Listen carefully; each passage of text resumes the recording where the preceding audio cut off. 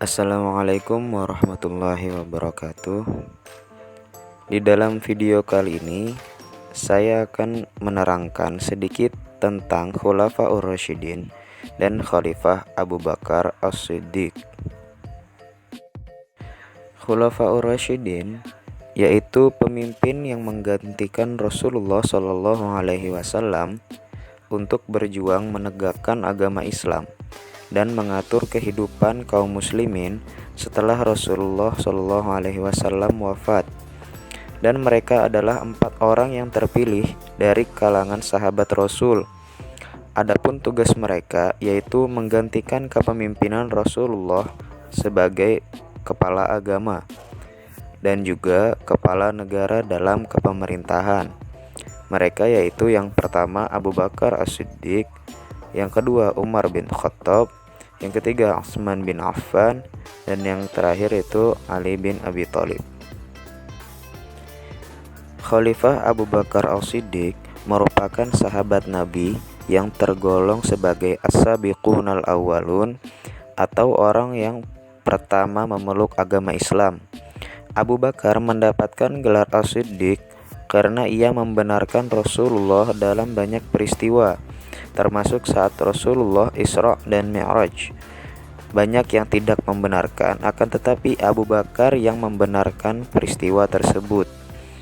Nama asli Abu Bakar yaitu Abdullah bin Utsman bin Amir bin Ka'ab bin Sa'ad bin Murrah bin Ka'ab bin Lu'ay bin Ghalib bin Fahr al-Quraisy at-Taimi.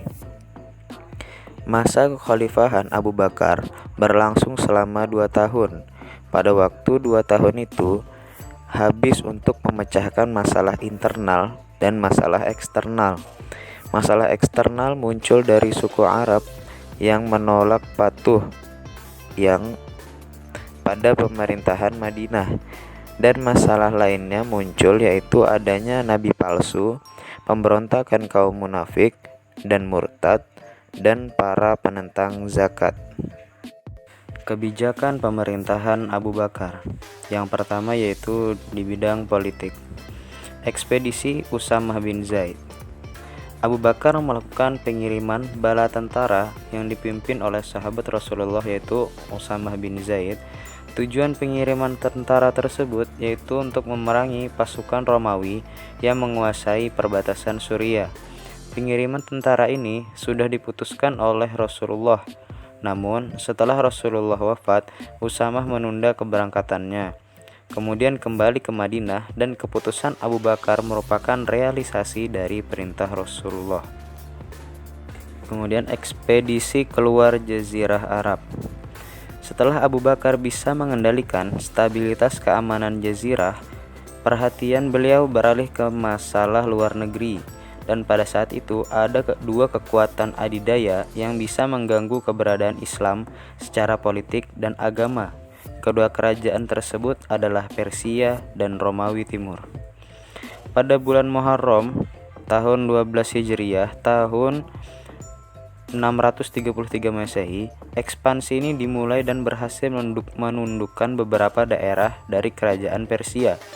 Kemudian pada tahun yang sama juga, pasukan kaum muslimin bisa menaklukkan kerajaan Hirah yang dipimpin oleh Panglima Iyad bin Ghanam dan Khalid bin Walid. Kemudian untuk menaklukkan Romawi, Abu Bakar membentuk pasukan yang masing-masing kelompoknya dipimpin oleh seorang panglima. Adapun panglima tersebut yaitu yang pertama Abu Ubaidah bin Jarrah, yang kedua Amr bin As, yang ketiga Syurahbil bin Hasanah, yang keempat Yazid bin Abu Sufyan. Serangan tentara Islam mewujudkan penguasa Romawi.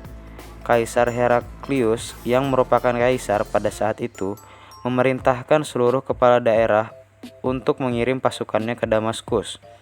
Setelah mengetahui berita tersebut, panglima kaum muslimin sepakat untuk menggabungkan seluruh kekuatan dalam satu daerah, dan Khalifah Abu Bakar juga menyetujui hal tersebut dan memerintahkan seluruh pasukan untuk berkumpul di Yarmuk. Dan pasukan muslimin yang terkumpul saat itu berjumlah 39.000 orang. sedangkan tentara Romawi yaitu 240.000 orang. Pada bulan Jumadil Akhir tahun 13 Hijriah atau Agustus tahun 634 Masehi, terjadilah perang Yarmuk antara kaum muslimin dan Romawi. Dengan semangat yang tinggi, Khalid bin Walid memimpin pasukannya untuk memenangkan perang. Kegigihan tentara Islam yang disertai dengan kepemimpinan yang tangguh dan strategi yang tepat menghasilkan kemenangan yang gemilang. Pihak Romawi yang diperkuat dengan personil dalam jumlah besar dapat dikalahkan secara telak.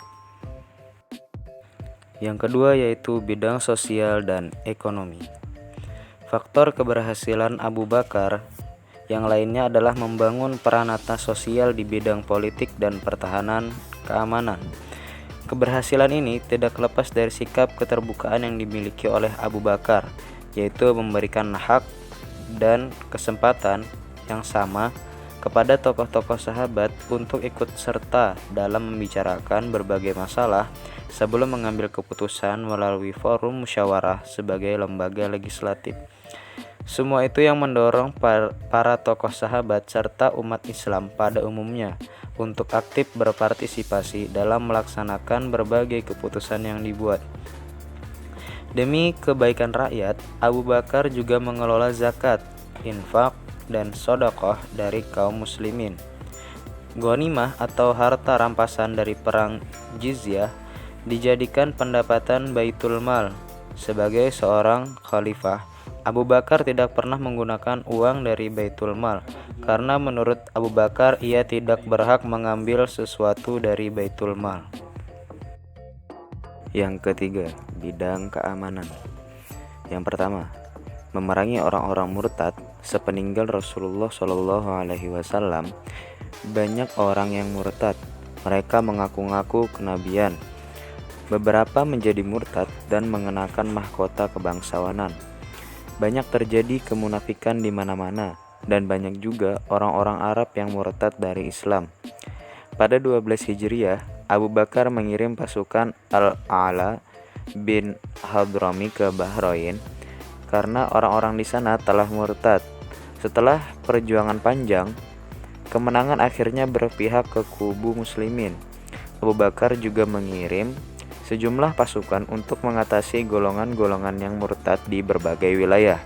Mereka diantaranya adalah Ikrimah bin Abi Jahal diutus ke Oman, Muhajir bin Umayyah diutus ke Najir, dan Ziyad bin Labid al-Ansori diutus ke Hadramaut. Yang kedua yaitu memerangi para pembangkang zakat. Setelah kabar wafatnya Rasulullah SAW menyebar ke seluruh wilayah, banyak golongan Arab yang murtad dari Islam dan mogok berzakat. Mereka berkata bahwa mereka tidak akan membayar zakat kecuali kepada orang yang doanya dapat menenteramkan hati. Abu Bakar bersikap tegas dengan memerangi mereka, meskipun Umar dan yang lainnya menyarankan agar tidak memerangi mereka. Yang ketiga yaitu memerangi orang-orang yang mengaku menjadi nabi. Ada sebuah motif utama munculnya orang-orang yang mengaku sebagai nabi, seperti adanya pemikiran individu atau suku yang ambisius yang menganggap mereka juga bisa memimpin orang lain dengan mengaku sebagai nabi. Peristiwa tersebut memicu munculnya banyak yang mengaku-ngaku sebagai nabi. Aswad Ansi adalah orang yang pertama memulai pemberontakan di Yaman.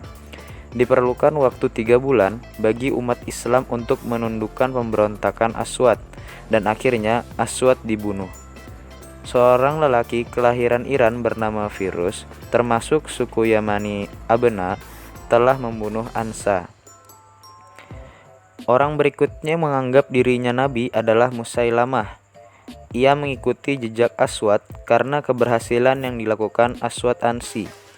Musailamah mengumumkan bahwa Nabi Muhammad telah mengangkatnya sebagai partner di dalam kenabian.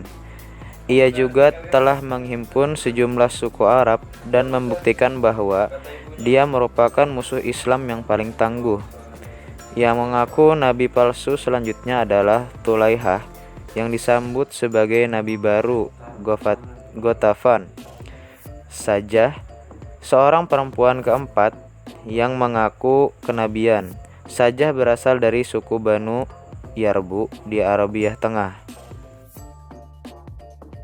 Nabi-nabi palsu itu mulai melancarkan serangan ke kota Madinah. Ketika Abu Bakar sedang bersiap-siap untuk mengirimkan Usamah ke perbatasan Syria, Abu Bakar segera mengadakan pertemuan majelis syura untuk membahas masalah tersebut. Banyak anggota berpendapat apakah ekspedisi ke Syria harus diundur atau merancang tindakan apa yang harus diambil untuk menghadapi nabi-nabi palsu. Sebab Republika Islam yang baru lahir tidak mampu menghadapi dua masalah dalam waktu bersamaan. Akan tetapi, Abu Bakar, seorang khalifah yang kukuh pendiriannya, menolak untuk menuruti kedua usul anggota Majelis Syura dan menyatakan tekadnya untuk mengirimkan ekspedisi ke Syria maupun untuk bertempur melawan nabi-nabi palsu. Khalid bin Walid dikirim untuk melawan Tulaiha, Ikrimah dan Syarabil bin Hasan dikirim untuk melawan Musailamah, dan Zubair dikirim untuk memerangi Aswad Ansi di Yaman. Tanpa banyak kesulitan, Khalid bin Walid berhasil mengalahkan Tulaiha dan kembali memeluk Islam. Aswad Ansi meninggal sebelum Zubair sampai ke sana. Kematian Aswad memudahkan tugas Zubair dan seluruh wilayah yang dikuasai Islam tanpa pertempuran berarti. Perlawanan yang paling kuat diberikan oleh Musailamah. Musailamah berhasil mengalahkan dua jenderal yaitu Ikrimah dan Syarabil. Gawatnya, situasi tersebut mengharuskan Khalifah Abu Bakar mengirimkan Khalid bin Walid. Ketika Khalid bin Walid sampai Yamamah, Musailamah menyambutnya dan kedua pasukan itu bertempur. Umat Islam tidak mampu menahan tekanan pasukan musuh sehingga mereka mundur dan cerai-berai. Akan tetapi, umat Islam segera bangkit dari kekalahan-kekalahan dan menyerang musuh dengan semangat dan tenaga baru. Musailamah terbunuh di dalam pertempuran itu. Pembunuhnya adalah Wahsy, yang tidak lain adalah pembunuh Hamzah pada saat perang Uhud. Sedangkan prajuritnya mulai melarikan diri ke semua arah dengan kacau dan pasukan Islam memperoleh suatu kemenangan yang cemerlang. Abu Bakar dapat disebut sebagai penyelamat Islam. Abu Bakar tidak hanya menyelamatkan Islam dari kekacauan dan kehancuran, tetapi juga membuat Islam menjadi agama dunia. Perang Riddah membuat Islam memperoleh kembali kesetiaan dari seluruh jazirah Arab. Yang keempat yaitu menghimpun Al-Quran. Usaha pengumpulan Al-Quran adalah atas usulan Umar bin Khattab. Umar bin Khattab berpendapat alangkah baiknya kalau Al-Quran dikumpulkan, karena Umar khawatir setelah terjadinya peperangan di Yamamah, banyak para penghafal Al-Quran yang meninggal. Pada mulanya Abu Bakar menolak usulan Umar bin Khattab karena belum pernah dilakukan oleh Nabi Muhammad. Namun, berkali-kali Umar bin Khattab menyebutkan alasan-alasan positif tentang penghimpunan Al-Quran. Pada tahun 12 Hijriah, Abu Bakar menugaskan Zaid bin Thabit untuk mengumpulkan ayat-ayat Al-Quran yang tertulis di dedaunan, pelepah kurma, tulang belulang, juga dari penghafal Al-Quran. Mushaf yang telah terkumpul dan disimpan oleh Abu Bakar sampai wafatnya, yang kemudian disimpan oleh Umar bin Khattab sampai wafatnya, dan selanjutnya berada di tangan Hafsah. Sekian yang bisa saya sampaikan, kurang lebihnya mohon maaf. Akhirul kalam, wassalamualaikum warahmatullahi wabarakatuh.